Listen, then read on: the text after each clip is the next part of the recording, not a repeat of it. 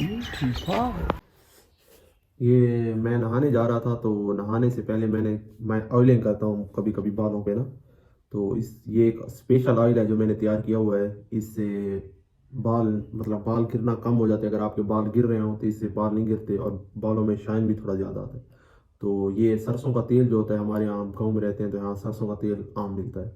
तो ये सरसों के तेल में जो प्याज होते हैं, प्याज को चॉप करके मतलब छोटा छोटा काट के और सरसों के तेल में ना डाल के और उसको आग पे चढ़ा दें। प्याज जो लाल होना शुरू हो जाए ना, जलने लग जाए, तो तब आप निकाल लें और उसको प्याज अलहदा कर दें। जो तेल होगा वो आप किसी बोतल वगैरह में रख लें और नहाने से पहले मतलब आधा एक घंटा या 15-20 मिनट या आधा घंटा या घंटा आप लगा लें और उसके बाद नहा लें। तो इससे ये होगा कि आपके बाल वगैरह नहीं झड़ेंगे। तो ये थोड़ा सा लगाते हैं,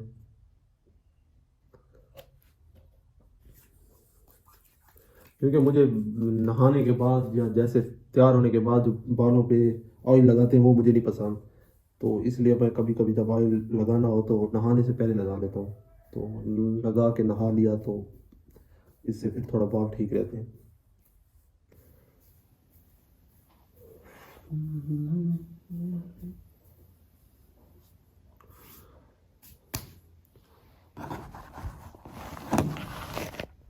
ऑयलिंग मैंने कर लिया है, तो अभी नहाते हैं तैयार होके। फिर एक बहुत इंपॉर्टेंट टॉपिक पे बात करनी है, तो फिर वो बात करते हैं।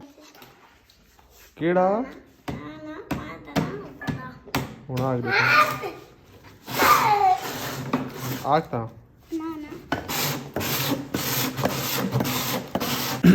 हेलो जी, अस्सलाम वालेकुम। तो कैसे हैं आप सब लोग? उम्मीद है आप सब खैरियत से होंगे, मज़े में होंगे, अपनी प्यारी सी ज़िंदगी को एंजॉय कर रहे होंगे। तो आज की वीडियो करते हैं जी शुरू।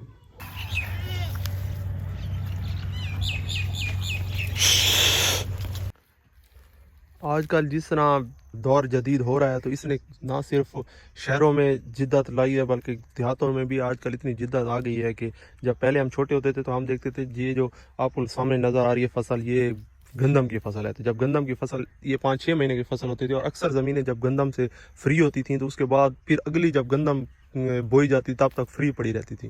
लेकिन आजकल हम देखते हैं अभी इसी ज़मीन में कुछ दिन पहले कपास थी और अभी वो कपास कटी है तो ये गंदम हो गई है। मई में इस गंदम ने भी कट जाना है, तो मई के बाद फ़ौरन बाद यहाँ पे एक और फसल हो जाएगी। तो इस जो इतनी फसलों में तेज़ी आ रही है, इसको जो हमारा आजकल का जदीद दौर है वो भी सपोर्ट करता है।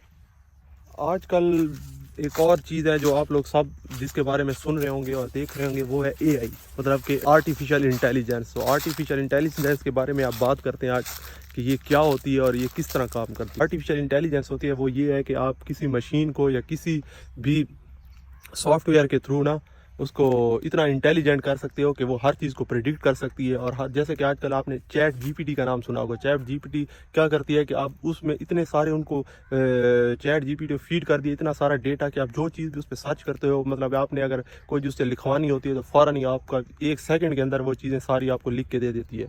तो ये एक जिद्दत है टेक्नोलॉजी की जिसके बारे में इंसान गुमान भी नहीं कर सकता। तो आर्टिफिशियल इंटेलिजेंस में और भी बहुत सारी चीज़ें आ गई हैं। जैसे आजकल तो आप सिर्फ एक कोई भी चीज़ का नाम लिखते हैं, उसकी तस्वीरें जनरेट होकर आ जाती हैं, इवन के वीडियो जनरेट होकर आ जाती हैं। तो इसमें इसकी बहुत सारे फ़वायद हैं जो कि फ्यूचर में हमें नज़र आएंगे और अभी भी नज़र आ रहे हैं, लेकिन फ्यूचर में इसकी बहुत बड़ी बड़ी एप्लीकेशंस आ रही हैं। मैंने तो एक जगह उस दिन पढ़ रहा था कि आजकल एक ऐसी चीज़ पे ऊपर काम हो रहा है कि अगर जिस तरह के एक इंसान है वो मरने के जब करीब आएगा तो ऐसी आर्टिफिशियल इंटेलिजेंस के थ्रू कुछ ऐसा रोबोटिक सिस्टम बना दिया जाएगा कि वो सारी उस इंसान की जो मूवमेंट्स हैं, उसकी सोच और ख्यालात, ये सारी चीज़ें पिक करके और वो किस तरह रहता है, किस तरह सोता है, उसके रिश्तेदार, उसके अम्मी अब्बू, सारा कुछ सिस्टम करके, और जब वो बंदा फौत होगा तो वो उसी की शेप का, उसी की शक्ल का एक रोबोट बन जाएगा जो कि उसी की तरह बात करेगा, उसी की तरह खाएगा, उसी की तरह पिएगा, उसी की तरह मतलब सारे काम उसी की तरह करेगा। अगर उसको कोई बुलाएगा तो वो रिस्पॉन्स करेगा उसी की तरह जिस तरह वो शख्स करता था।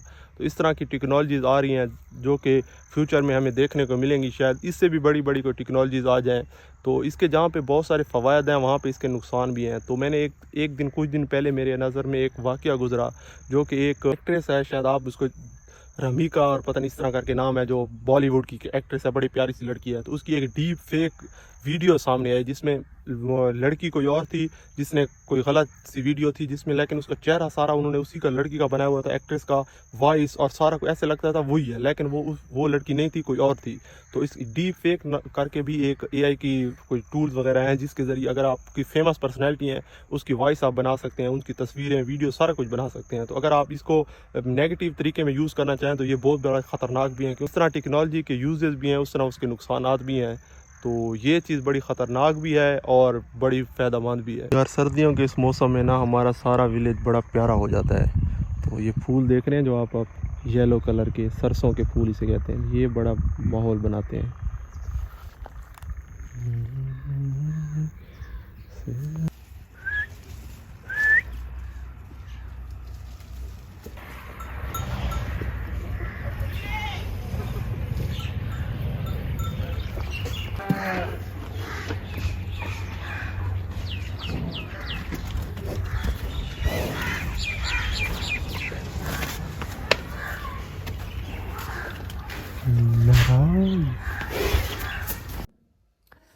यार ये अंगूर ना मेरे फेवरेट फ्रूट्स में से हैं, मुझे बड़े पसंद हैं। तो ये अंगूर खाते हैं और साथ थोड़ा काम करते हैं, और फिर मिलते हैं आपको किसी और वीडियो में। तब तक के लिए अल्लाह हाफिज़।